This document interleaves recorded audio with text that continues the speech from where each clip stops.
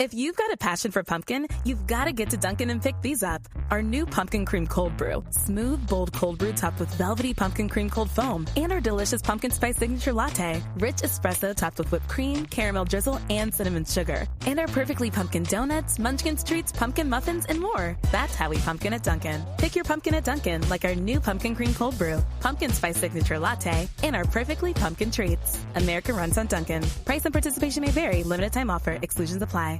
Because Harry Potter is for little kids, too. This is MuggleCast episode 40 for May 21st, 2006. Oh, good job, Ryan. See why GoDaddy.com is the #1 domain registrar worldwide. Now, with your domain registration, you'll get hosting, a free blog, complete email, and much more. Plus, as a MuggleCast listener, enter code RON, that's R-O-N, when you check out, and get your .com domain name for just $6.95 a year. Get your piece of the internet today at GoDaddy.com. Hello, Potterites. Welcome to MuggleCast, your Harry Potter podcast for the fans, by the fans, where you bring everything from Dobby socks to your thoughts and a little bit of Spy on Spartz. I'm Vinci. So that's what we're doing this week. I'm Andrew Sims. I'm Kevin Steck. I'm Laura Thompson. And joining us this week, Jess Costain. without further ado, let's go to MuggleCast's own Micah Tannenbaum for a look at this past week's news. J.K. Rowling, Stephen King, and John Irving will be holding a press conference on August 1st in New York City, a few hours prior to the first benefit performance of their charity reading event. The conference will take place at 10 a.m. at Radio City Music Hall. Several actors and actresses from the Harry Potter films have been nominated for the 60th Annual Tony Awards, including Ralph Fiennes and Jim Dale. For a complete list, head over to MuggleNet.com. The winners will be announced on June 11th on CBS. Reuters reported earlier this week that the Chronicles of Narnia DVD has sold 11 million copies, beating Goblet of Fire, which holds just under 10 million sales. Of interest, Narnia was released on DVD nearly a month after Goblet of Fire went on sale. And don't forget, you can find complete details on the fourth film's digital video disc on our Goblet of Fire DVD page. According to a report released by the Book Industry Study Group, publishers generated $34.6 billion in 2005, up 5.9% from the previous year. 3.1 billion books were sold last year, up 3.8% from 2004. The strongest growth occurred in juvenile books, which sold $3.34 billion in 2005. The release of the sixth book in the Harry Potter series, Harry Potter and the Half-Blood Prince, accounted for the majority of the boom. At the National Press Club's Audio Awards in Washington, D.C. Friday night, Half-Blood Prince was entered into the Audio Publishers Association's brand new Hall of Fame. Half-Blood Prince is the very first book to have been awarded with this prestigious honor. The book was narrated by Jim Dale for Listening Library. As part of her 80th birthday celebration, the Queen of Britain will hold a massive party at Buckingham Palace on June 25th to celebrate children's literature, both new and old.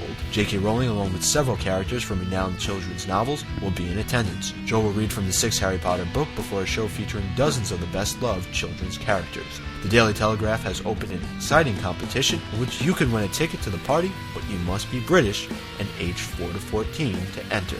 Dan Radcliffe has made Teen People's watch list of one of the 25 hottest stars under 25 for 2007. The page includes a small note about Dan's new film December Boys and the fifth Harry Potter film, Harry Potter and the Order of the Phoenix. And several of the stars from Harry Potter films have been named in Netscape's list of 15 of the UK's finest. Ralph Fiennes' Voldemort came in at number 8, and Dan Radcliffe, Emma Watson, and Rupert Grint were as one ranked 9th on the list. Clive Owen and Keira Knightley took the top 2 spots. Sony Pictures Classics has purchased the North American film rights to Rupert Grint's new film, Driving Lessons. No release date has been set. And finally, last October, the flying Ford Anglia used in Harry Potter and the Chamber of Secrets was mysteriously stolen from Southwest Film Studios in St. Agnes. On Wednesday, the stolen car turned up. I'm sorry about the rearview mirror, at Carnbrea Castle, a 14th century stone twin tower fortress near Falmouth, Cornwall. That's all the news for this May 21st, 2006 edition of MuggleCast. Back to the show. So we have a new face in the crowd this week. Jess, you're new to this. What do you do? What exactly do you do around MuggleNet? Go ahead and introduce yourself. Well, I used to work in the fan fiction section for over a year, and since then I've been doing work on MuggleNet's gallery and other just various pages, whatever I can scrounge that the other staffers haven't already taken. Gallery, huh? What gallery? What gallery? What unspeakable gallery? Yeah, the one that doesn't load on all the pages. You heard it here first. Okay, we have a few announcements for you this week. Go ahead and buy your MuggleCast t-shirt. If you haven't bought one yet, Go buy one now. Buy 12. Buy one for each member of your family, at least 5 of your friends. Just go out and buy your MuggleCast t-shirt. And we have a good reason that you need to buy one, though. Right, Andrew? Well, right. It's really important that everyone purchases a t-shirt by Tuesday, my birthday, because National Wear Your MuggleCast t-shirt day is coming up on June 2nd. What does National Wear Your MuggleCast t-shirt day mean? Well, 2 weeks ago, I explained to everyone that I went to Congress, and I got this new bill signed that states June 2nd of every year is now National Wear Your MuggleCast t-shirt day. So, everyone needs to purchase their t-shirts and take a picture of yourself wearing it on June 2nd, and then we'll post them on the site, and we'll randomly pick 5 of them, and then they will win our Lumos 2006 shirt before it even comes out. Well, before Lumos even happens. Yeah. So, it's really cool shirt, and we're really excited about it. So yeah, everybody go out and participate. Take a picture of yourself wearing your MuggleCast t-shirt.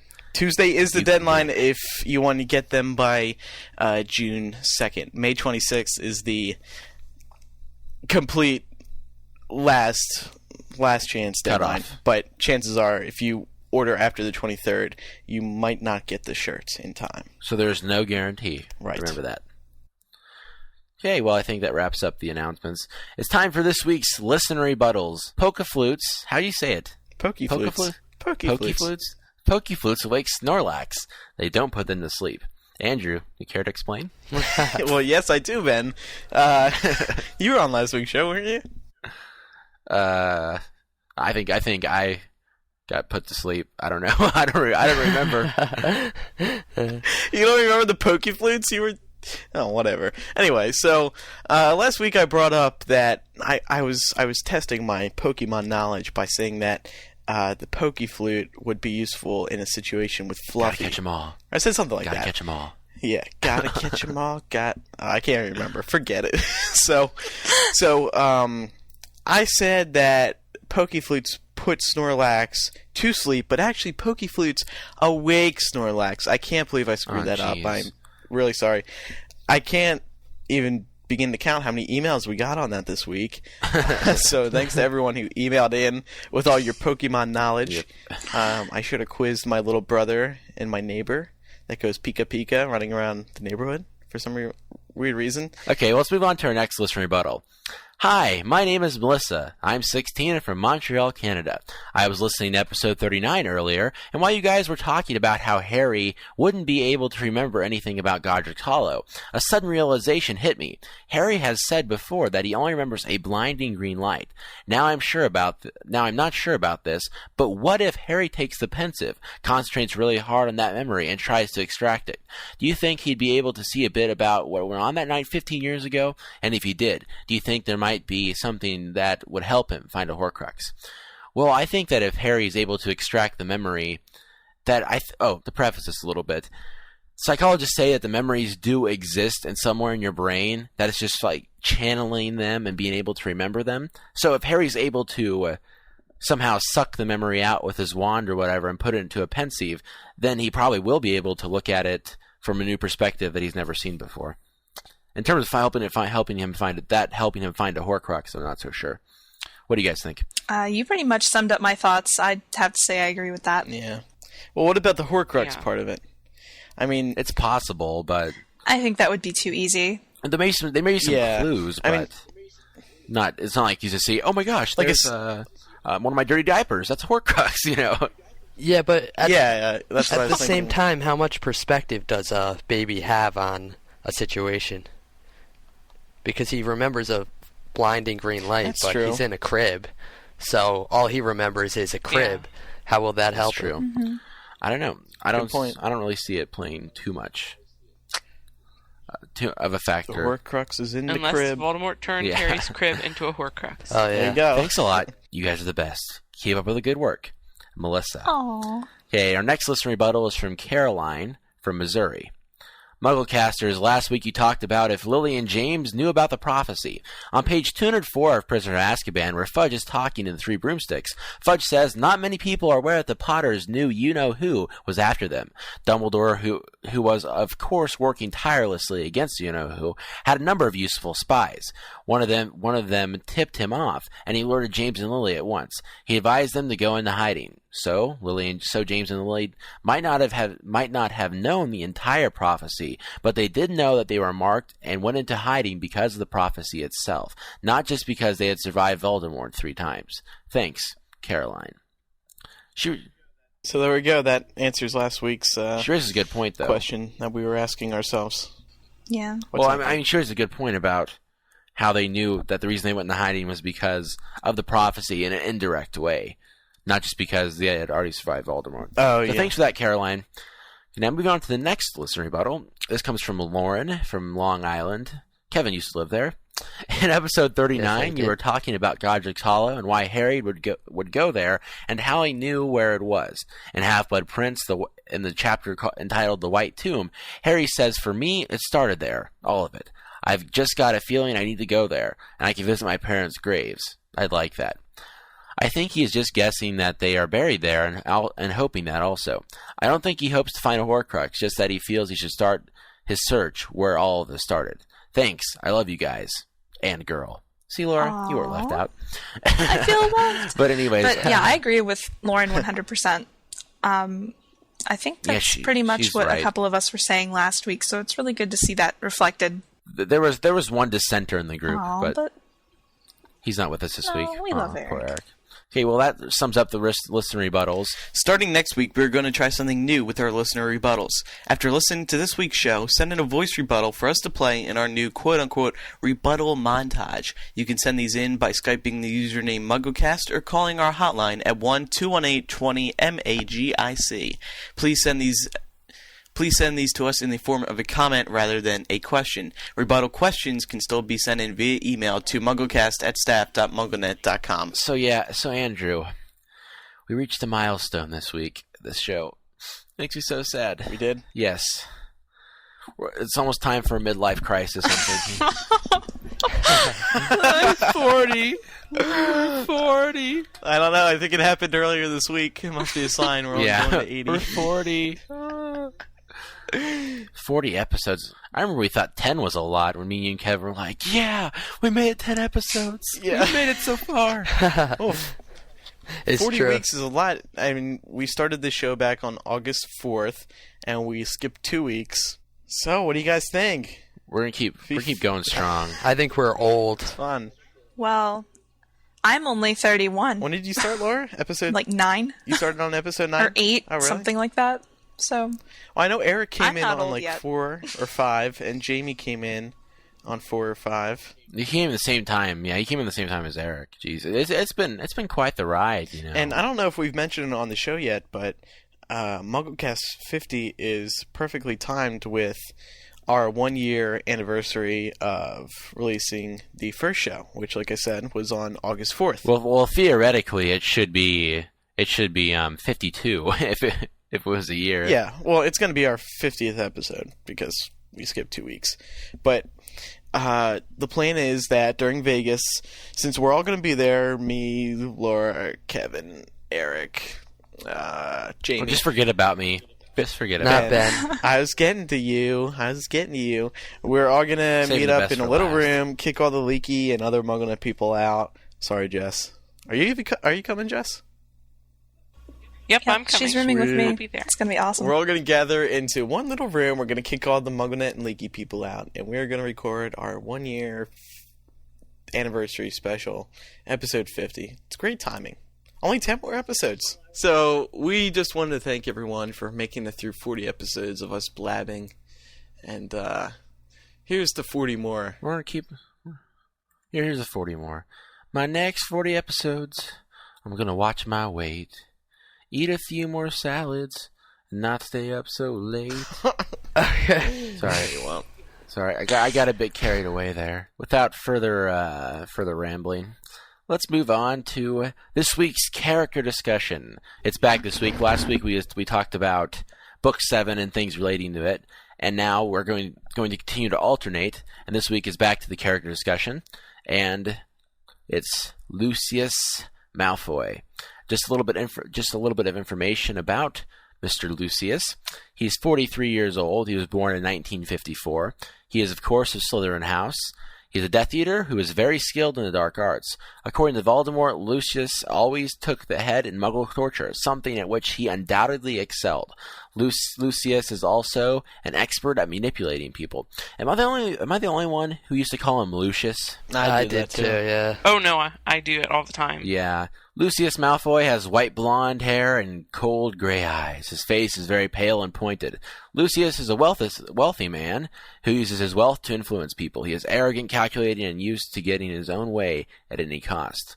Of course, he's a pureblood, and the Malfoy heritage goes way back. In terms of the Harry Potter books, his first mention was in Sorcerer's Stone, Chapter 5, which we've already been over, and his first appearance didn't actually happen until Chamber of Secrets in Nocturne Alley. This information comes from MuggleNet's encyclopedia, which this article was written by Laura. Ooh. Oh, yeah, I remember that now. I'd forgotten I'd done that. Cool. So we have a series of questions that we want to talk about. The first one being, was Lucius the prime influence in the Ministry's beliefs on Voldemort returning? Because we all know that him and Cornelius Fudge were like two peas in a pod.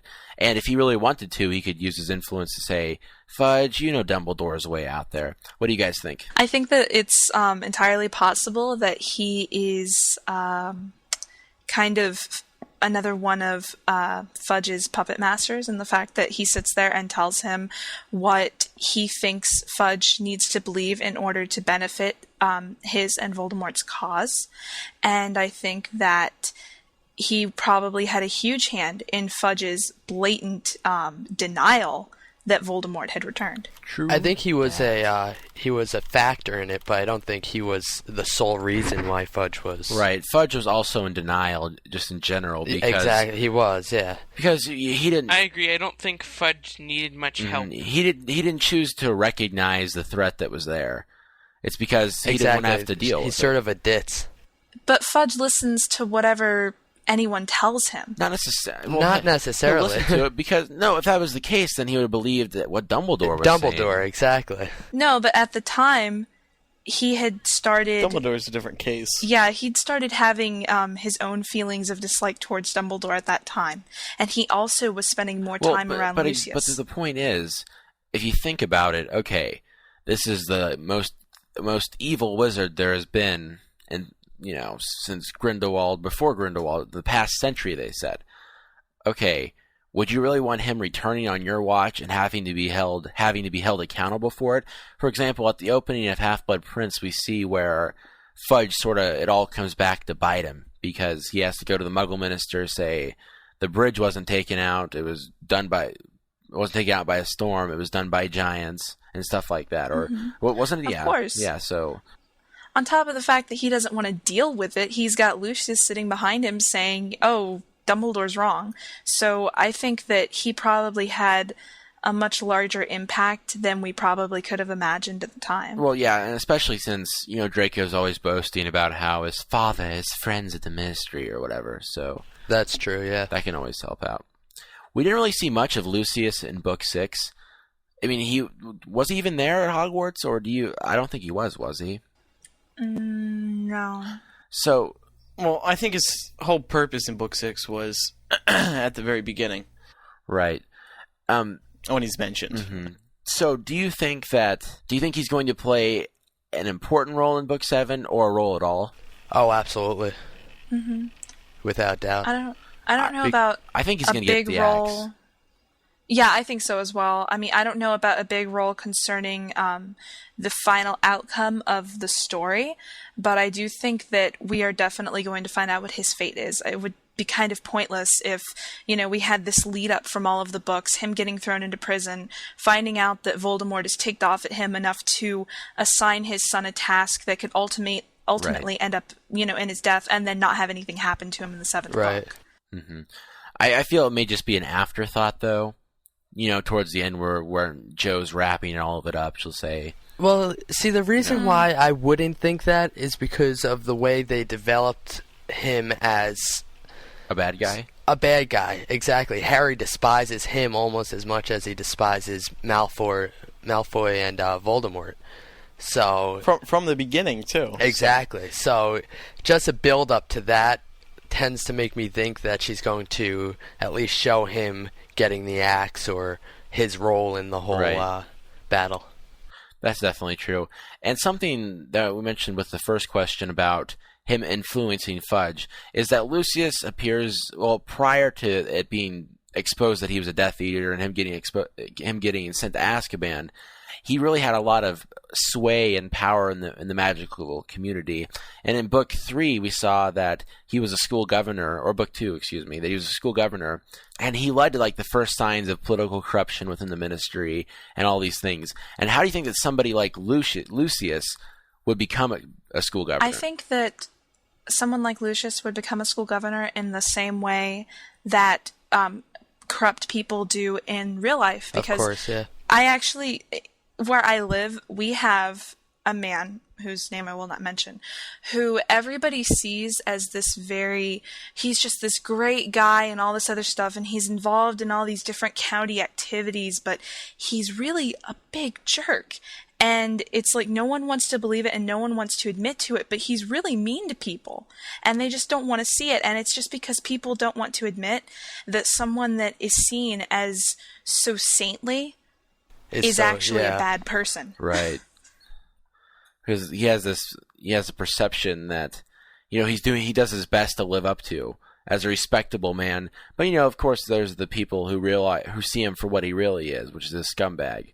And it's kind of hard to tell those people no when the time comes, especially since, he could be torturing your family for votes or or whatever just to be a part of the school governor's board. Well, we saw it, I think it was either at the end of Goblet of Fire or sometime in Order of the Phoenix, when one of Fudge's defenses for the Malfoys was they donate to countless charities. And people do not want to believe that someone who is, say, donating to a good cause, they can't sit there and say, they don't want to believe that person could be bad. Right. Because it's almost like it's dirty money. Right. This is kind of funny that, last week I continually rehashed the terrorism parallel. But something that's really interesting is that Osama bin Laden has donated literally millions upon millions of dollars to Islamic charities in the Middle East, which goes to show that, even just because you donate money or whatever, there still could be corruption there. Oh, of course, yeah. Well, and I mean, Osama bin Laden was trained by America.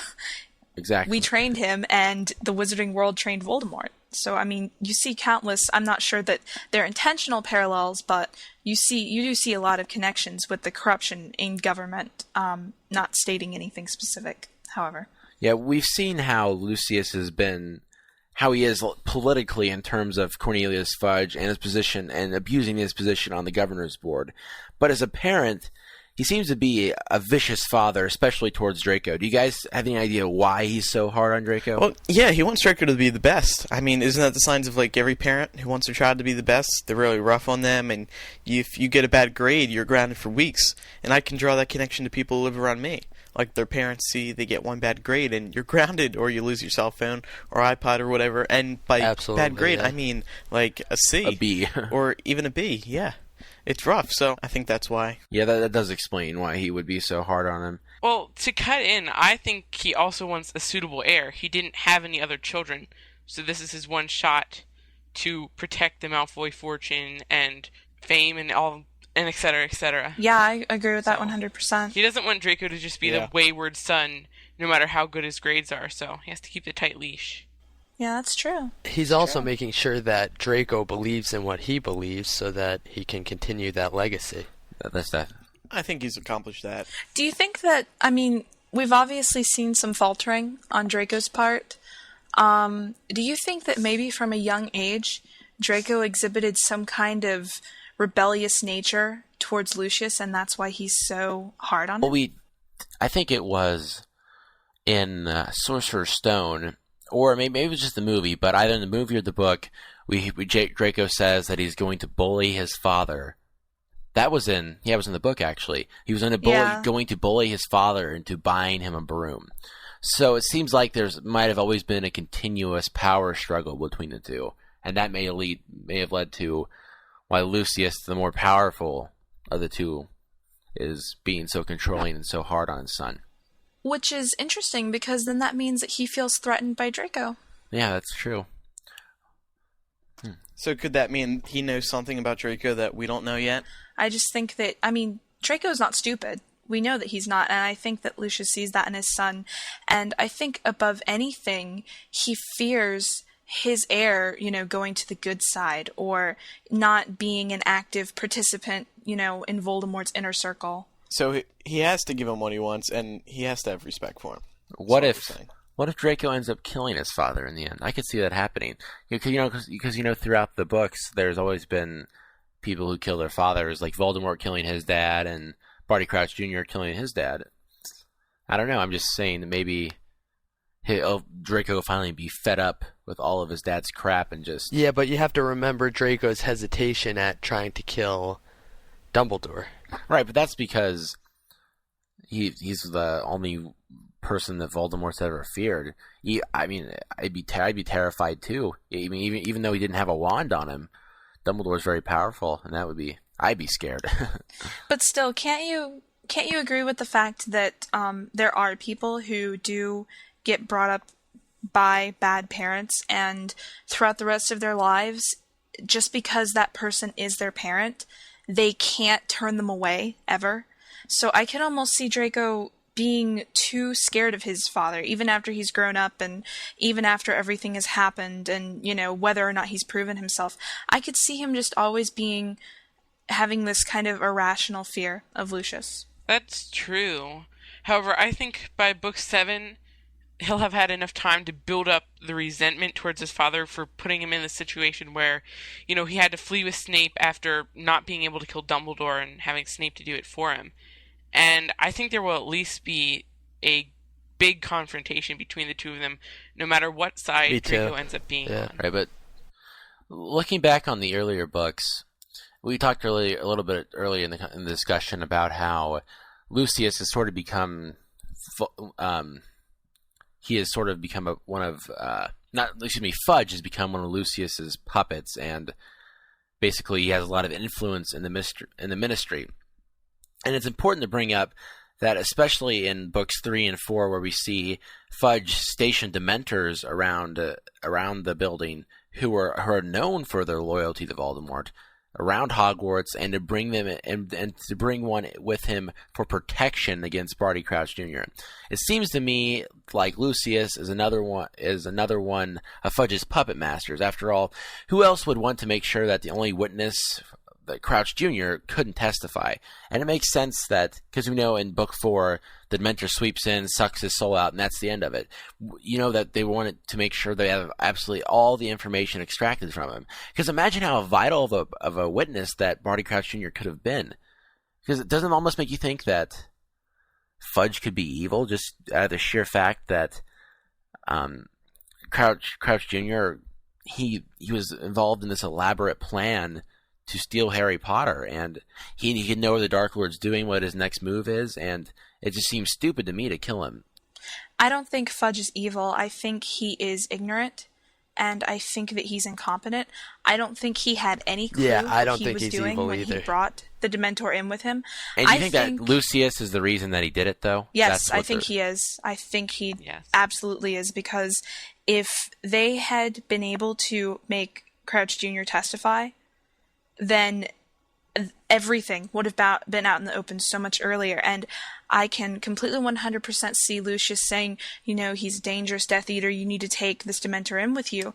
And who better for a Dementor to obey but a Death Eater who had been in Voldemort's inner circle to say, suck out his soul the minute you get in there. Mm-hmm. That's definitely true. And we've continually seen Lucius's impact in terms of the ministry. For example, another tie that could possibly be made. In Book 5, Umbridge mentions that she passed regulation 2 years ago at the time of Order of the Phoenix, making it nearly impossible for werewolves to find work. And this is right around when Snape let it slip to the Slytherin students that Lupin is a werewolf. All this is going on while Lucius is trying to have Buckbeak executed for school safety.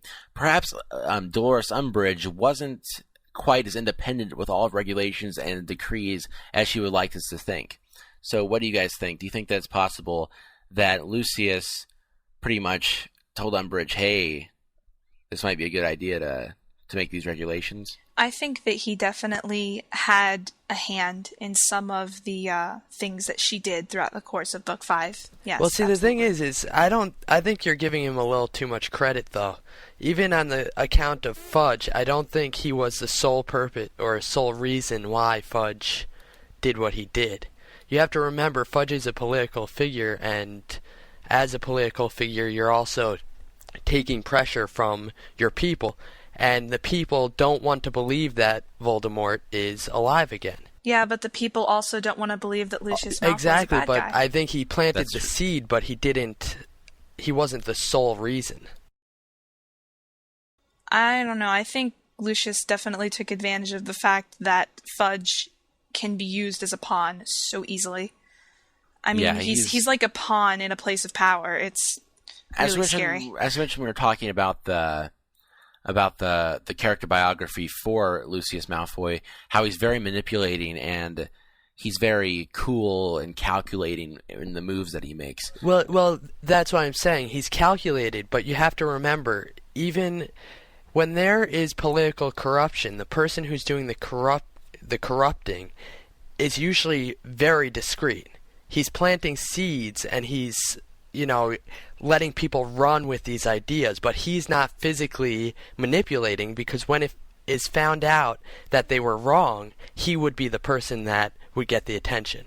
They would, yeah, that's true too. Kevin brings up a good point. So what I'm saying is that I think that Lucius planted seeds around the ministry, but I do not think that he was the soul saying, yeah, exactly. And another incident that happened in Book 5 was we saw that the two Dementors showed up at Privet Drive, and Umbridge took all the credit for it. Do you think Lucius could have played a role in that also? I think we might be accusing him of too much. We know he's a bad guy, but I don't know if it makes sense to blame all the bad things that have happened on that one person. Do you guys think there's any connection, though? I think he made many charitable donations to organizations and people other than organized charities. Let's just put it that way. Yeah, and that I could definitely agree with. I can't say that I'm 100% either way on Lucius having had a hand in the Dementors coming to Privet Drive. I think it all really depends on how much attention Dementors would have paid to a ministry official, because we really don't know how good their reasoning process is. I mean, can they tell the difference between someone who is not on the bad side, but they're not necessarily good, or do they just see it in a very black and white way, like you're not a Death Eater, therefore I don't obey you? But yeah, I'm really not 100% on that. So, if I remember correctly, in Prisoner of Azkaban, Dumbledore made some sort of a speech where they would go after anyone, so you shouldn't give them a reason to. So I don't think they discriminate very much. Yeah, that's definitely true. That's true, but is that just in the case of, generally going after people? Because it seems to me that they kind of sway with who's in power at the time. Absolutely. Yeah. Whether or not they agree with them or not. You have to remember, they have to be... That's definitely true. You have to give them some benefit in order for them to obey you. That's the sole reason why they were at Azkaban, because you're giving them something to free feed people. Off. Yeah, exactly. You give them people and they stay there. But when Voldemort came back into power, he was able to provide more people, an entire population. Exactly. So obviously they swayed with him. I do not think it's them. I think they discriminate based upon that. They're not discriminating based upon, anything other than that. They don't distinguish whether you're a Death Eater or not. They distinguish whether you can provide what they want. Yeah. Right. Whether you have benefits for them. That makes sense. Another decision that Umbridge made in Order of the Phoenix was to sack Sybil Trelawney. And you guys think that it's possible that this was a setup influenced by Lucius to retrieve the prophecy. And it would make sense because Dumbledore is very adamant about Trelawney at least getting to stay at Hogwarts for the rest of the year. Any ideas? That's something that I feel pretty strongly on because it just seems like too much of a coincidence that at the beginning of the book, Draco is going on about how his father is trying to get regulations passed within the ministry to get certain teachers sacked. And then at the end of the year, conveniently, it's the woman who provided the prophecy about Harry. As for Umbridge knowing why she was sacking Trelawney, I'm not sure that she would be in on that because I don't think that she is evil in the sense of being a Death Eater. Like Sirius said, the world is not separated into good people and Death Eaters. Yeah. There's still a gray area. Yeah, there is. There definitely is. And I think that this theory might support the fact that at one point in time, Snape did tell Voldemort who the person giving the prophecy was. Now, that doesn't necessarily define whether he's good or evil because he could have done that at any time. That's definitely true. Another thing is Lucius appears to be at one time at least, he was one of the higher-ranking Death Eaters in Voldemort's circle. Do you still think that he was really faithful to Voldemort? And it appears that he may have his own agenda for power. What do you guys think? I agree with what Bellatrix said in the beginning of the 6th book, that if he were more loyal, he would have went to Azkaban for Voldemort. Yeah, that's really good. Yeah, I like that. That's really good evidence. And I've always thought that Lucius is in it for his own personal gain, just because of how he's constantly over at the ministry trying to get people to listen to what he says. And how he's, constantly pushing his opinion off on others and, threatening that he's going to curse certain people's families if they don't vote to keep, or vote to, kick Dumbledore out of the school. Not to mention the fact that he claimed he was, under the Imperius curse at the time that he was in Voldemort's inner circle, and then all of a sudden Voldemort comes back, and he's like, oh, no, I made that up. So I think I never denounced the old ways. Yes, I think that he's definitely in it for his own gain. Absolutely. That really does make sense. How do you guys think Jason Isaac fits the role of Lucius Malfoy? When we were in New York City for the Goblet of Fire premiere, after I walked out of the movie, he was actually right down the stairs, and so I had a chance to sort of mingle with him, and actually Sue and John were hogging him. Sue ran up there and threw her arms around him and gave him a big kiss on the cheek. But I think Jason Isaacs is definitely a good guy, and I think that he does the role of Lucius extremely well. Yeah, I really enjoyed his role in The Patriot. I thought that was a great film, and I can't remember what part he played exactly, but he was one of the bad guys. And I thought he was the best part of that movie, really. Yeah, he was really good. That was a great film. I really think that there are certain actors within the Harry Potter movies, particularly the adult actors, who really just have these characters down, and they're exactly as I imagine them, and Jason Isaacs is absolutely one of those actors. Whenever I saw him in the trailer for Chamber of Secrets, I about died of excitement. I was like, this is Lucius. This is definitely who he is. And I was so pumped to go see that movie because of that. And he absolutely lived up to my expectations. Same here. Okay. I think that wraps up our character discussion for this week. This segment will be back in 2 weeks. I don't know what we're doing next week. Andrew, we'll have to fill you. I know. We're going to have a party. We're having a party. We're 41. Thanks to the two-way mirror for some of these points concerning Lucius. Now, changing pace a bit, it's time for everybody's favorite segment, Spy on Spartz. If you recall last week's show, each week Emerson decides not to answer his phone. We're going to reveal a digit of his phone number. Last week's digit was 2. Ooh. Let's see if Mr. Spartz is around this week. gosh, this is so exciting. I know, I can't contain my excitement. I can't even talk. I'm so jittery. You can't even say it. I think I'm gonna pee my pants. Oh my god. Come on, Emerson. Uh-oh. Oh. Big mistake. That's his voicemail for all of you who don't know. Big mistake. All right. 1. Time for the second number. Digit. Uh-oh. We have a call from Mr. Spartz. Hello? Hello? Hello? You there? Speak up, dude. I can barely hear you. I'm inside of the building. Oh, really? What are you doing? I'm at the Hyatt in Indianapolis. For what? See Aaron. Oh, what? See Aaron. Oh. Aw. By the way, you're on MuggleCast right now. We're spying on Spartz.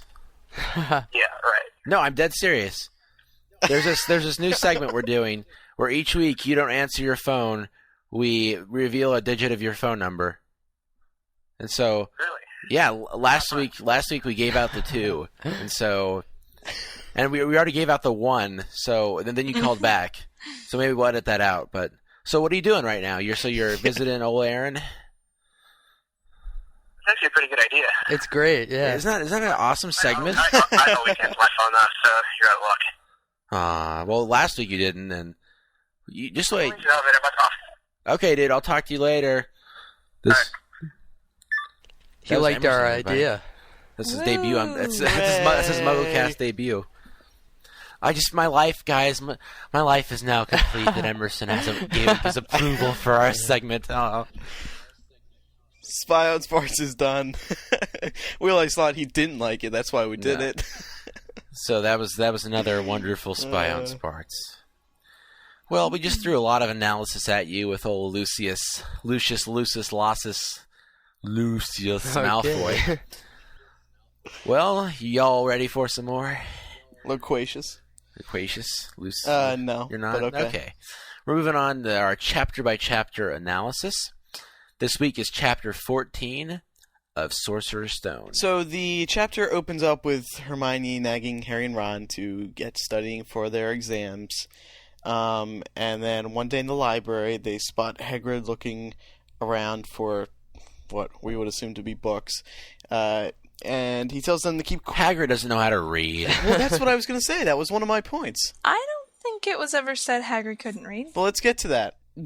Is my mind being plagued by the movie again, or did he also say in the book that I can't spell it? Well, just because you can't spell Voldemort doesn't mean you can't read.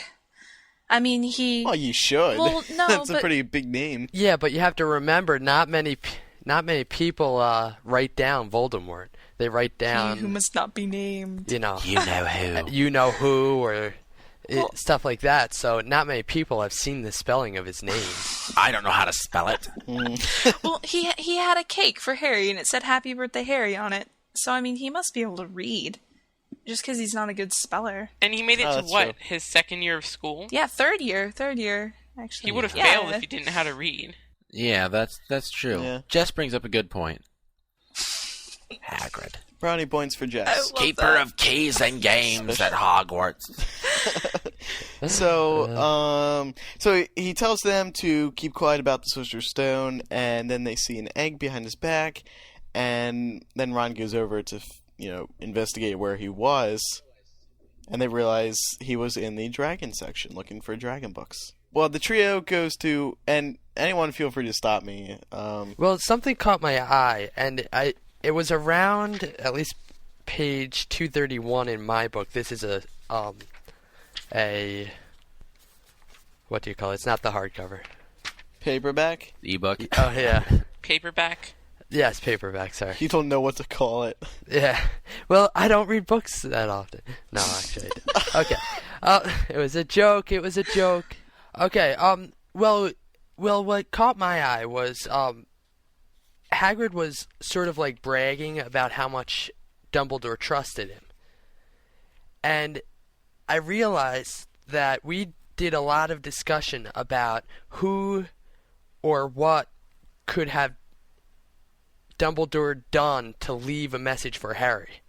Is it possible that he left it with Hagrid? The reason I say it is because he did trust Hagrid with the keys. He did trust Hagrid with Fluffy. But at the same time, especially at that moment when we see that Hermione can just sort of butter Hagrid up and get him to tell her things, kind of how easily manipulated he can be into giving information. Well, I was thinking about that, but my thoughts on that was who would think that Hagrid would hold that information? That's true. I could... Like, sort of like obscurity. It's secure because no one would ever think that Dumbledore would give that information to Hagrid. The first person they would think is, McGonagall or That's something true. like that. I could see it happening. My only grievance with it is I think it's sort of along the lines of who would expect to have a Horcrux in Dumbledore's office. It's like no one really would, but it almost seems too easy. I don't want Book 7 to be easy. I don't know, maybe I'm just mean like that, but I don't want Harry to just be able to walk around and have people say, oh, by the way, here you go. Well, by easy, do you mean detailed and in-depth? Because, if Jo is planning on making this book shorter than, what'd she say? Half-Blood Prince or Order of the Phoenix? Yeah, but still a pretty reasonable length, and it can still be detailed. Do you mean convenient? Yeah. Yeah, I don't want to be too convenient. Yeah, but a lot of things can be easy, but... It just seems like if, it just seems like if too many people who are close to Harry know what's going on, I don't know, it just sort of seems like that's going beyond what Dumbledore wanted, because... Well, yeah, definitely. Yeah, of course you can trust Hagrid, and of course you can trust McGonagall, but when you have a good, a really good group of friends, the more people you tell a secret, the more chance you have of it getting out. Not out of, any act of malice, but it does happen.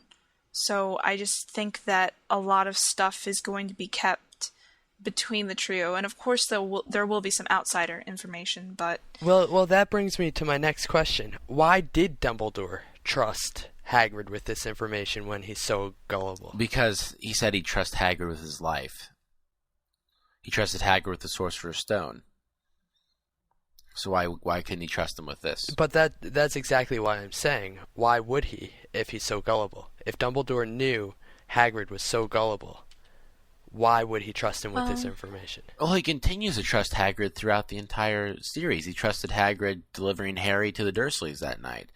Hagrid is sort of... He may be a bit gullible, but...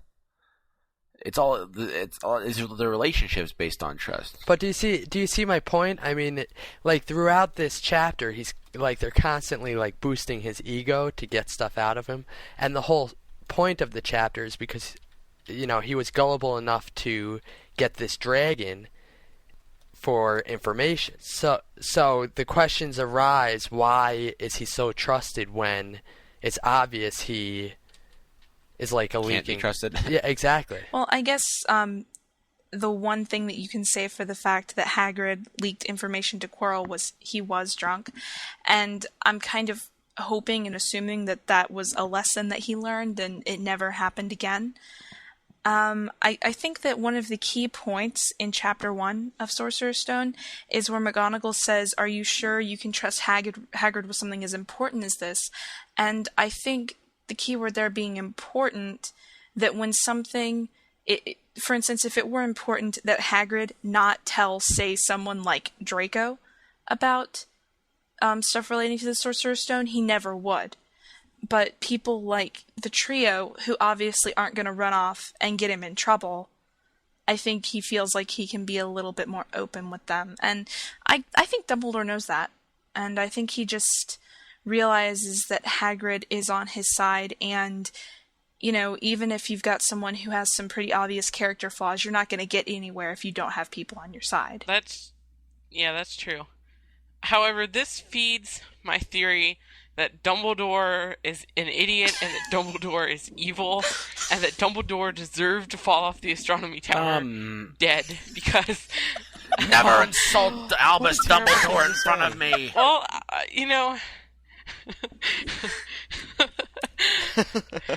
well, I've never liked Dumbledore. I just don't like Dumbledore. I think he's a fraud. I think he deserved everything he got. And Who are you? I think almost in a way that he sets up Harry into these situations so he can't take the blame for whatever. You're like whatever happens. Yeah. I am on the verge of crying. I can't believe you would say this. you're like the National Enquirer on MuggleCast. This is the girl who laughed It's at me true. while I cried. It was so sad. I know, I laughed and took pictures while Laura cried over Dumbledore's death. Speaking of crying, did anyone watch the OC last night? Oh God. Marissa died. Oh God. My sister was paralyzed for 10 minutes. Did you watch it with her? I was like, get a Was she grip. like, oh my No. God. No, I look into her room and she's like on her bed, face down. I'm like, what's the problem? What happened on the show? And she's like, Marissa died. I'm like, who? Who cares? Oh my Why? God, Andrew, Melissa died. Marissa died. Ben, I thought you used to watch that show. I do. I just didn't watch it this past week because I've been But it's busy. a season Yeah, finale. I figured that was why we didn't do know. the show yesterday. I figured you were going to be too busy watching the OC. Yeah. Actually, I was watching it. No. Yeah. But Ben had academic awards. Well, so the trio goes to Hagrid's hut to get more answers out of him concerning Nicholas Flamel and the Sorcerer's Stone. And later on, Hagrid sends a note via Hedwig that the egg is hatching that he has. So after it hatches, Malfoy is caught spying in on the event and runs back to the castle once they catch a glimpse of him. Now, the first thing that we wanted to bring up was, how do the owls work? Because how is Hagrid able to send Hedwig, it's kind of a tongue twister, to Harry? Like, could he have just spotted him in the sky or what? Perhaps he was in the Yeah, Allery. I figured it would Allery. have been from the Allery. Yeah. But would Hagrid have time to run up to the Allery and grab Hedwig and then mail Well, a Hedwig letter might be to eating him there. in the school? Hedwig might be eating there. Getting the mouse. But where was Harry again when this happened? He was Page in the Great Hall when he 234. got the letter, I think. Yeah, so why couldn't Hagrid have gone into the Great Hall and got him rather than going up to the Allery? Because he didn't want to take a chance of anyone overhearing. The egg is hatching. I guess. But no one would know what they were talking about. I don't know, it just seems kind of strange, because if it's hatching, do you have time to run but upstairs this is also and, the same guy who... send the letter? Hagrid has made it very clear that he's interested in having a dragon, and then he goes into the school library and checks out books on dragons. So, clearly That's true. he doesn't He's always not a very think things rational through. thinker. Though I do love him dearly. So, Laura, you wanted to also bring up a point here concerning... Well, whenever the trio are in the cabin with Hagrid and, the egg is hatching and everything, Yes. all of a sudden Hagrid looks out the window and Draco's there. And my first reaction when I first read the book was, oh god, Hagrid's dead. But then Draco found out about the dragon and he didn't spill. And what I didn't get about that was why he wouldn't want to get Hagrid into trouble immediately. And the more I thought about it, it seemed like it was possible that he might have told Lucius, who told him to keep quiet, because he was planning something within the Ministry to get Hagrid in trouble, which would tie directly into the discussion about his very obvious influences on Fudge and other people within the Ministry. So I wanted to see what you guys thought I of that. think that's a good theory. I don't think Big Daddy Malfoy likes animals, and I think he considers giants animals. And, the fact that Hagrid is a half-giant, anything to get him sacked would be perfect. Well, either that or manipulation. It is a way to blackmail someone, no? Yeah. I mean, I guess it depends on if he had anything he needed to blackmail them for. It didn't seem like he did, because all he did was kind of hang it over Ron's head in the hospital wing. That was pretty much it. Yeah. He does seem kind of like an instant gratification person, so I do have to question his motives. Definitely. It's true, yeah. I don't know. And while we're discussing this scene, I'd like to point out that in the movie, they have Norbert breathing fire right away. This is incorrect. According to Fantastic Beasts, Norwegian Ridgebacks cannot breathe fire until about 1 to 3 months, though they are the earliest fire breathers of most Oh, but dragons. Jess. Hollywood. Yeah. It was for comedic Hollywood, value. It was to get everyone to laugh. We all had a good chuckle over it. Have you I don't like noticed that laughing. I'm mean. No, Okay. have you noticed though that it seems like in every movie they have their certain areas in each movie where they have kind of this pattern of doing things that just I don't think are that funny. Like Wrong. Well, in Goblet of Fire, that whole thing with the beard and Madame X seemed like eating something out of it. That was kind of icky. Well, That was hot. The dragon. but it seems like they always kind of try to make Hagrid look stupid. It almost seems like, I don't know, they try to turn him into more comic relief than I really see him being in the books. I don't know. Well, I think Hagrid's a lovable, funny guy. I think Yeah, so, but too. they're just trying to set up a comedic character. Yeah. You always have to have some goober in a film that is always some comic relief. Now, Harry gets the idea to ask Charlie if he'd like to take Norbert to Romania to be bred because the trio is pushing Hagrid to get rid of him. They eventually get Charlie to take him back to Romania, and his friends come and pick the dragon up. Then everything's fine and dandy, everything went smooth, and then Harry and Hermione are walking back, and Filch catches them coming back to their dormitories in the middle of the night, because they forgot the invisibility cloak back up on the tower. Oh no. And that's where the chapter leaves off. Jess, didn't you want to bring up something?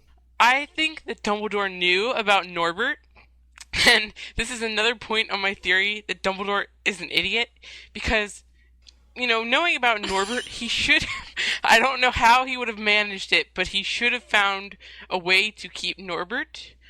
He would have been useful. Dumbledore discovered the 12 uses for dragon's blood, so he could have done some interesting experiments with Norbert. You really And don't also- like Dumbledore, No, do you? I don't. And also, he couldn't possibly have foreseen this, but it would have been, Norbert would have been useful in Book 6 when they came to the cave to go for the locket Horcrux, because he could have breathed his magical fire breath and warded off the Inferi, so, Can I ask you a question? yes. Dumbledore has a lot of contacts, right? Yes.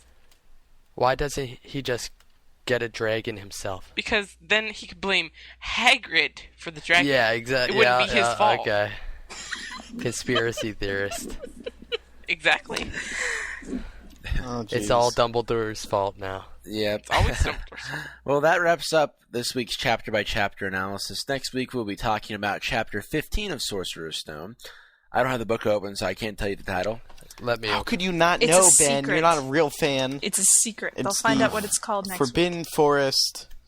Oh, sorry. I just ruined it. It's the Forbidden did. Forest.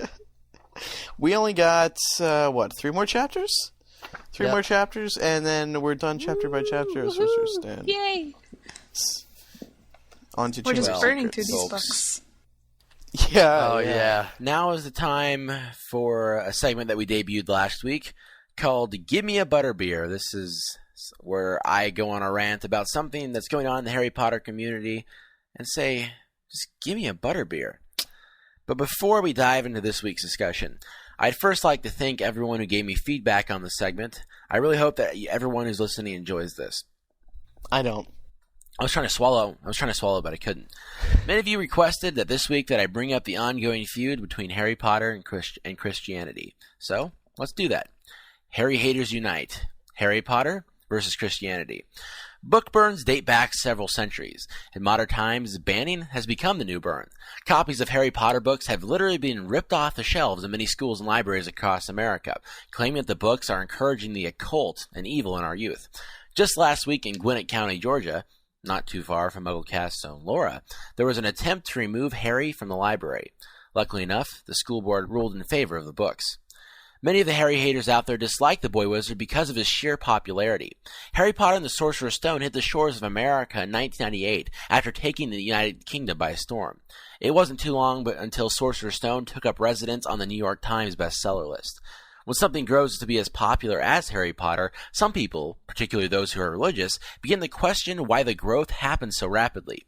Richard Bain's book, Harry Potter and the Bible, explained the HP phenomenon as a product of the occult. Baines goes on to question the ethics of Harry, claiming that the books show morally confusing messages presented throughout the series. The main reason that Christians claim that Harry came from the occult is because of the way that J.K. Rowling thought him up. We all know that in 1990 on a train ride, Jo said the idea just came to her, and then Harry Potter was born. Skeptics believe that Harry Potter is not a mere creation of J.K.'s imagination, but rather the occult making its way into Jo's mind. The author of Harry Potter and the Bible questions Jo's beliefs concerning magic. In an online interview, Jo said that when it comes to the kind of magic that appears in her series, she does not believe in magic in that way. This caused opponents to jump all over her, crying witchcraft. Have no fear. Jo was not referring to the occult. The type of magic that Jo is referring to is the type that exists in the minds and the hearts of the children who read her series. The magic of seeing millions of fans lining up at midnight awaiting the release of her new book. This is in no way evil magic spawning from the occult. The ethics of Harry Potter are continually questioned throughout Harry Potter and the Bible. The author makes the claim that the use of swear words like hell and damn that we see in Goblet of Fire are inappropriate for the audience that Jo is supposed to be writing for. However, the readers of the Harry Potter books have grown up along with Harry. It's preposterous for us to suggest that by the time a child is 10 or 11 years old, they haven't already heard the words hell and damn. The words add to the story in a way that oftentimes is overlooked. Sometimes, in order to express the severity of a situation, it is necessary to use words like that. It is hard to question the real lessons of the Harry Potter books. It's a classic story between good and evil, which demonstrates friendship, caring, and the power of love. Calling Jo's work unethical couldn't be further from the truth. It's an insult to those of us who read the books, and to Jo for the years of work she's put formulating the series to convey those messages. The controversy over Harry Potter is indeed going to continue. I'm not condemning parents who don't want their kids to read the books. That's a personal decision that you have to make as guardians. But attempting to censor books from youth who want to read them is a travesty and denying kids a prime educational opportunity, and most importantly, the love for reading. Jamie Fletcher said it best. Even to the present day, we often condemn books that were written to fight the very things we claim to be fighting. Mark Twain's Huckleberry Finn is often cited as being racist, when it was written against slavery and racism. Jo's books are about the fight against evil, not an attempt to spread it throughout the world. So, give me a butterbeer. That was awesome. I completely agree 100%, and that was just really cool. Thank you for that. But, Ben, in response to where you're talking about cursing in the Harry Potter books, I just wanted to touch on how, with MuggleCast, we've sort of made an unspoken rule that we don't curse on the show because it's in respect to the parents who let their kids listen to the show, because the internet is such, it's a dangerous place and parents are unsure. And by not cursing on the show and not using, hell and damn, it attracts more people. But we don't need to curse on the show, so that's why we don't do it. But like you were saying with the books, and it does happen occasionally. It does. Sometimes we'll edit it out. Sometimes we'll just let it go once in a while. But I just wanted to say that you're right. Like with MuggleCast, it's not necessary. We don't need them to bring a point across. But like in the books, when you're working with these characters who are adults, then yes, it is necessary. Well, I did want to make a point. Have you noted? Do any of you have a friend who does not swear at all? Yes. Yes. Have you ever heard that person swear? Sure. I mean, every now and then. Because when they swear, it makes impact. Mm-hmm. And I think the same analogy is true for the books. It's not often that J.K. Rowling uses such words, but when she does, it adds a lot of impact. Right, and I'd like to thank, hold on one second, I gotta look at the name on the box, the person who sent me this book. Because I used to have a copy of it, but then I got pissed off when I read it. Hold on. Thanks to Katie from, I think, California. She sent us a bunch of books a while back, and when I was writing up this week's Give Me a Butterbeer, I needed some of the material from people who helped cause the controversy over Harry Potter, and she sent me a copy of Harry Potter and the Bible, and it's actually so there's some interesting stuff in this book, and she left me a personal note in here saying, if this doesn't make your blood boil, I don't know what will. But it's quite interesting all the same. And it's completely true.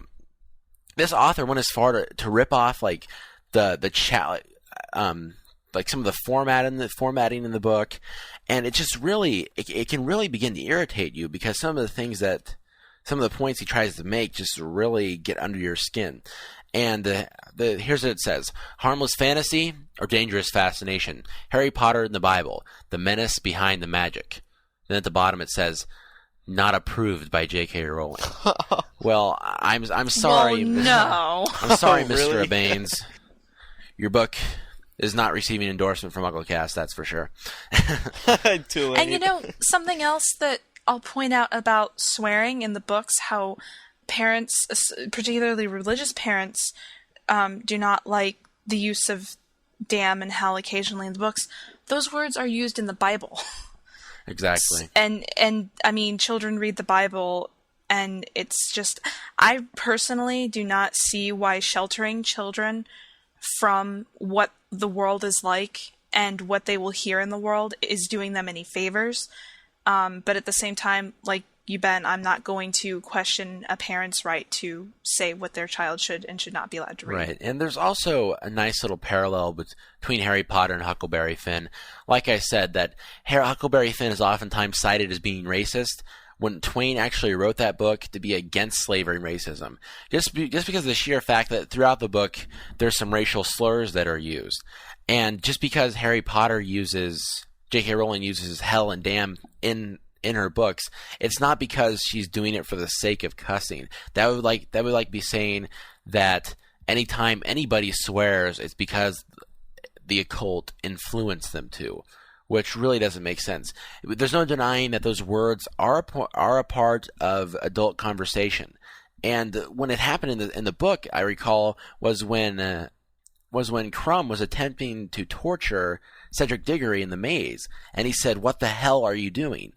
And what do you expect to say? What the heck are you doing? That doesn't make sense in the book. It's not real world. Mm-hmm. And that's what Joe is trying to convey. Well, and with books like Huckleberry Finn and, for instance, To Kill a Mockingbird, if you don't use the type of language that was commonly used at that time, it's not historically accurate. Right, and it takes away from the message. It takes away from the story. Mm-hmm. It does. Absolutely. Well, I hope... Also, sorry. Also, on another point, I know you brought up the point of there being witchcraft in Harry Potter and stuff like that. I believe it's probably a couple years ago now. I'm Catholic myself, and the Roman Catholic Church actually okayed Harry Potter. And the reason why is, I think it was a very good point. Just like any book, you can't take the book literally. Mm-hmm. Right. You need to view its moral aspects, and Harry Potter itself, right, represents a lot of good morals. So nobody's forming a belief system off of Harry Potter. And I think the same controversy is going on now with stuff like the Da Vinci Code and stuff like that, because people are taking it literally. Yeah, it's fiction, guys. Yeah, fiction. Unnecessary. Exactly. There's a reason, it's a good story in the end, and just because it touches on things that could be potentially religious in nature doesn't mean that she ever meant it to be. Well, let me just say one last thing. The Da Vinci Code controversy, it's been getting a lot of press. And someone brought up, it might have been Tom Hanks, he was being interviewed, why is there so much controversy? And he said, well, people have to realize it's just a movie. It's not bring down trying the church, to exactly, bring a statement across. It's not saying, it's not trying to say this is what it means. We're doing this movie because, blah, blah, blah. It's the same thing with Harry Potter. Harry Potter is not trying to trying to imply witchcraft is evil, and Harry, it's just not. It doesn't make sense. Exactly. And right. It's an entertaining story. That's what it's not. It's not trying to turn all the readers into little witches and wizards. Exactly. I think the church said that we don't want people confused, and so long as they're educated to that point that it's fiction, then there's no problem. Mm-hmm. It is under fantasy in bookstores, so definitely. So, folks, That's 2 butterbeers down the hatch. I think I'm going to say that from now on. If you want to leave any feedback for me, send an email to ben@staff.mugglenet.com or by clicking Contact Us on MuggleCast.com and selecting my name from the feedback form. I appreciate any feedback on this segment that you are willing to give. This is probably going to be one of the more controversial topics that we're going to discuss in this segment. Remember, send in some of your ideas. I may discuss them. For example, this one I got about 15 to 20 emails for feedback about the segment, and over half of them suggested that I talk about Harry Potter and Christianity this week. So I do indeed use user suggestions, so please continue to send them. So let's move on to this week's voicemails. We have a few of them for you. Let's go to the first voicemail concerning Voldemort's effects internationally. Hi, I'm Kyle from Connecticut, and just want to say Pokeflute would put a Snorlax to sleep, probably also Fluffy. Voldemort is all-powerful in Europe, and we know that he's ravished all of Europe. You think he'd also be in North America and other continents as well? And would there also be other governments for other nations as well? You see in the Quidditch World Cup, the wizards and witches from America. Would that mean anything? Thank you. Love the show. Bye. I couldn't agree more that there are indeed that Voldemort has indeed spread to other continents, especially North America. And a parallel that I'd like to draw here is there was a gang that got its roots in Southern California. You may have heard of them, called the MS-13, and now they've spread to an international scale.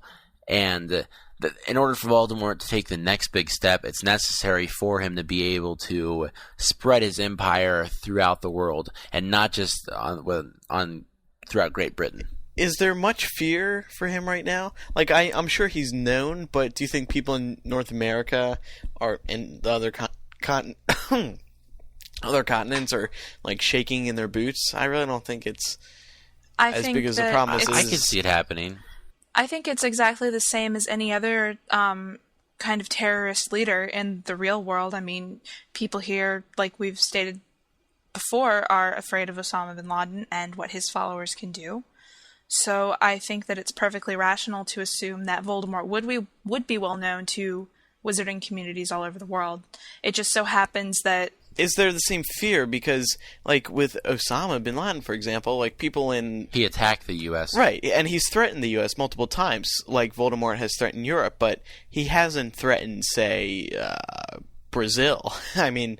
But that's the thing. Voldemort doesn't target certain countries. He's targeting everyone. That's the point. He does not like Muggles. He does not like Muggle-borns. He is strictly obsessed with having his pure blood society. So I really think that he's a threat everywhere. It just so happens that the books are based in England, and we just tend to see more of the European perspective on it.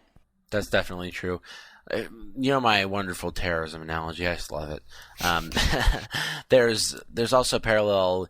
You know how Osama bin Laden, it's believed that there have been found out that he has terrorist Al-Qaeda cells within the United States. There was one that was broken up in Buffalo a few years ago, Buffalo, New York. So it makes sense for Voldemort to extend his empire in the same way and, probably have some people out in the Americas.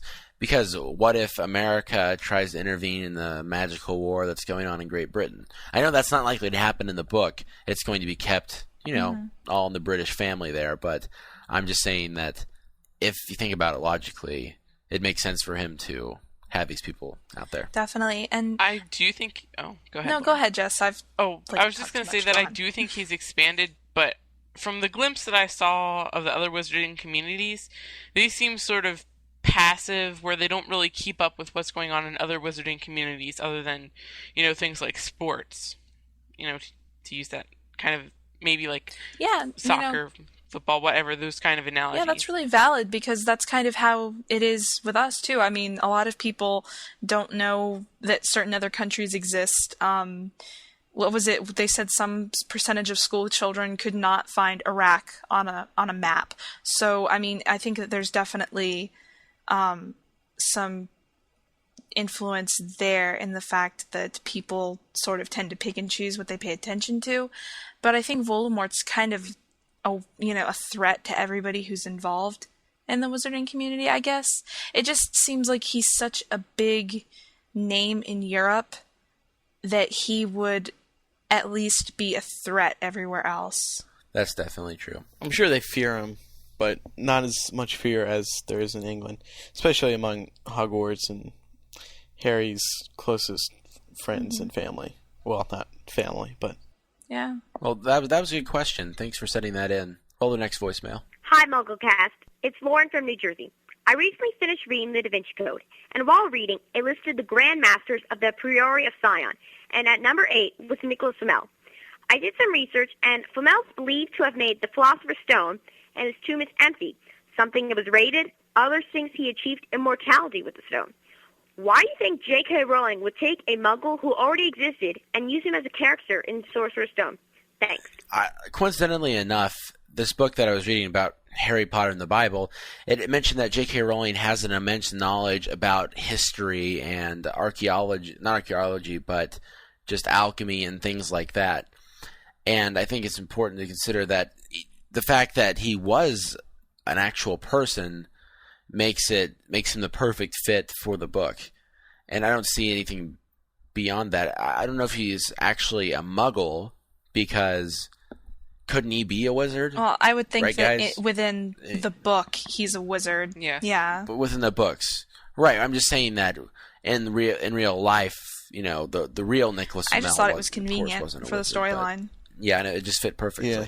Okay. Well, thank you for submitting your question. Let's play the next voicemail. This one's about reading the books in different languages. Hey guys, this is Isabel from Ecuador, and I was wondering if any of you guys have read the books in a different language. Well, I know I've read the books in Spanish, and I think I've noted a little difference, and I was wondering if you have read the books in Spanish, do you think that they lost, we can call it, a little of its magic in the process of translation? Love your show, bye. ¿Cómo se llama? Me llamo Andrew. Let's go around the table first. I have a copy of Sorcerer's Stone in Spanish. I got it as I think it was a Christmas gift, just as a little hey, check this out. You have it in Spanish. Cool. I never actually read it. It's over my head. How about you guys? No tengo leer en español. Ooh. I have not read the book in Spanish. Laura and Jess. Laura, what about you? I do have I believe the first and third paperbacks in Spanish, and I just thought it was really interesting that she brought that up, and I have a couple things I want to say about it after everyone else goes. So, Jess? I've only read them in English, but like Laura, I also have a couple thoughts on it. I don't think the magic is lost. The story is still there. Some of the humor, I think, maybe has trouble translating, where they use metaphors and phrases that are native to English, I don't know, the cat's in with the pixies now, or something like that.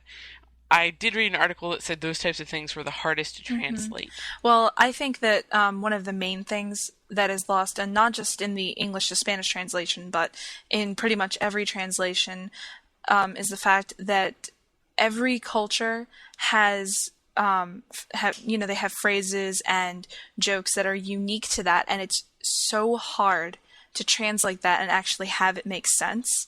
On top of the fact that sometimes you just get translators who do weird random things and there's no explanation as to why. In the first Spanish edition, for some reason, Trevor is a turtle. Oh. And there's absolutely no reason for doing that. I don't know why they would make him a turtle. It didn't seem like there was any benefit to be had to it. And another thing that I noticed was when they translate the Marauders' nicknames in the third one, Mooney's name is Lunatico. And when I see that, the first thing that pops into my mind is lunatic. Yeah. And it's like, what? What? And I mean, obviously you've got the connection with Luna, meaning moon, but to me, when I read that, it just seems like they're calling him crazy. I don't know. thought it was weird. But I mean, you do still have the story. Well, he does kind of go crazy. That's true. That's true. He does. It's a frenzy induced by the moon. Yeah, so it does make sense. That does make sense, actually. But I think that you still have the original story, but I think that it's possible that a little bit of personality can be lost along the way with the characters, just because they are British, and to have it make sense to people in other cultures, you can't have them acting British or using, British terms and stuff, because it wouldn't make sense. I mean, these translations can also give additional details away. For example, RAB. I can't remember what language it was, but they needed to change one of the initials, and when it was translated back to English, it was Regulus. So it was sort of like a giveaway. It's very interesting. Thank you for submitting your question. Hope we answered it very well. Muy bueno. Hey guys, this is Andrew from Chicago. I love the show, and I was just rereading book 3. I'm wondering about the possibility of Dementors playing a role in the destruction of a Horcrux. If they can suck the soul out of a person, why not be able to suck a piece of a soul out of an object? This would also provide an interesting ending to Book 7 for the Harry is a Horcrux shippers. Just wondering what you guys thought. Thanks. Love the show. Bye. Terrible name. Oh, I love that name. It is a terrible name. Andrew means manly. There's your fun fact for the day. But Ben means goober. What Andrew, does Ben mean? You for submitting your... It means son of my right hand. Does it? What? Andrew, yep. It doesn't make sense. Well, look up. It means like Jesus. You're Jesus? He was the son of God's right hand. You're the son of Jesus? Oh, God. That's what they call Ben's him. Jesus. I thought Jesus never... No, never mind. I am your savior. Okay.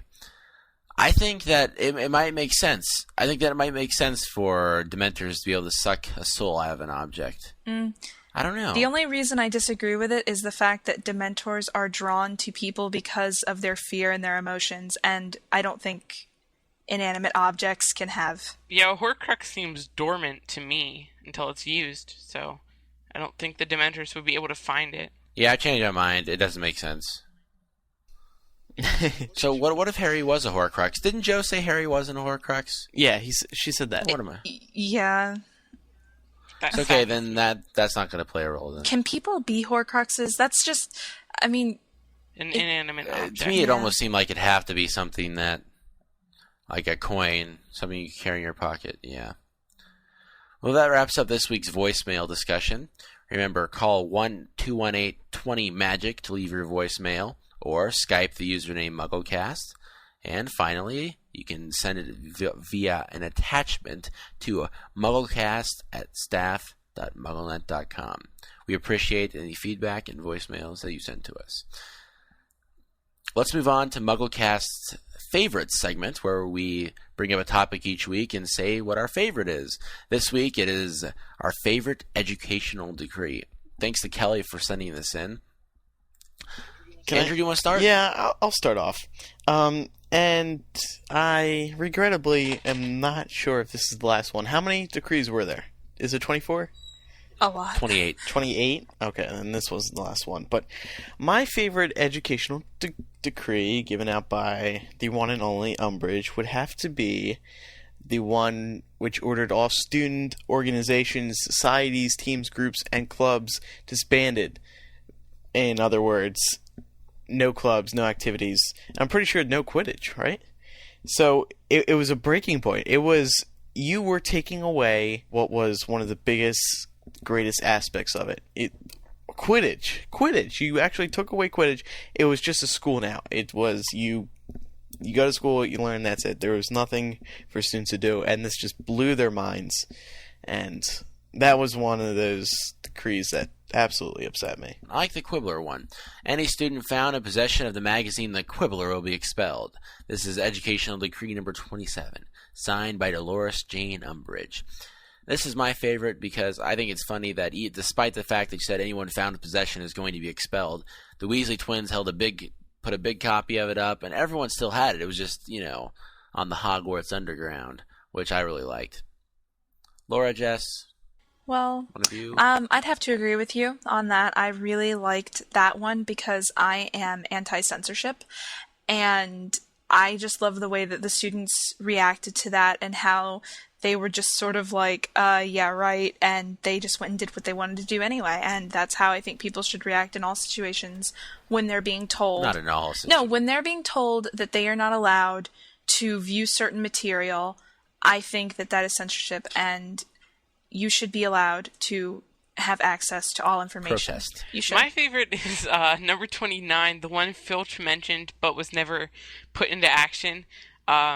We didn't really learn exactly what it entailed, but Filch said he would be able to hang people up by their ankles, and I just liked seeing Filch's reaction to that. Jess, you would like that, wouldn't you?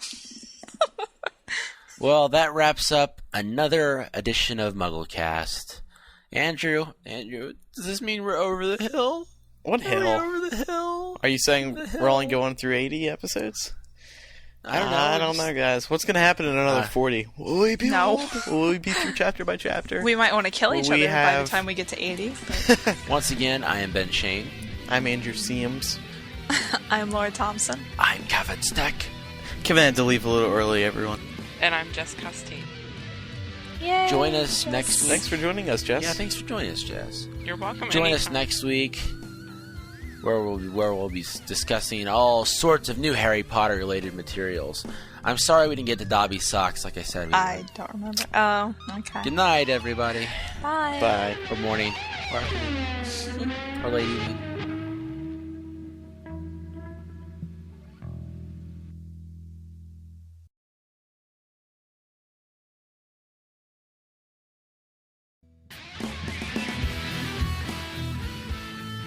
Hello, my name's Captain Murphy and I live in Dublin in Ireland. I just want you to know that I just bought my MuggleCast t-shirt there a few days ago, and I am waiting for it to arrive, and I just can't wait until it arrives. And yeah, I love the show. Listen to it every week. Keep up the good work. Bye. MuggleNet, you rock my socks. Hi, MuggleCast. I just like to say that I absolutely love MuggleCast, and keep up the great work. I love MuggleCast, okay? Bye. Hey, this is Brian of Virginia. Hey, Micah and all the rest of y'all. Want to say thanks for taking my mind off the repetitive actions of work. I listen to you almost every day, a couple times over and over again. Want to say thanks a lot, and peace. J.K. Rowling, Stephen King, and John Irving will be holding a press conference on August 1st in New York City a few hours prior to the first benefit for... And he also has a 10-foot sausage in his pocket, so... In his pants? I was trying not to think dirty his about pocket that. pen. Sorry. And as Emerson likes to say... Oh my god. Well... What? Okay, too far, Jess. No, he actually did That say is a that. direct Emerson quote. Tonight's podcast is rated PG for mild Jess. Sexual Mild innuendos.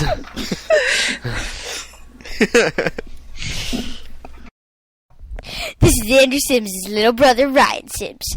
Here is an Andrew Sims fact. Did you know Andrew Sims cannot whistle? Join us next week for another exciting fact about Andrew Sims. Keepers of keys and games at Hogwarts. You will solve the great mystery. Streaming only on Peacock. This is Robert Langdon. The suspect called him. I teach symbology. He wants me to locate an ancient portal buried within the capital. From the author of the Da Vinci Code and Angels and Demons. It's your dad. The people who took him want me to find a piece of a very old puzzle. And executive producers Ron Howard and Brian Grazer. We have to finish this, or my dad is dead. Dan Brown's The Lost Symbol. Streaming now with new episodes every Thursday. Only on Peacock.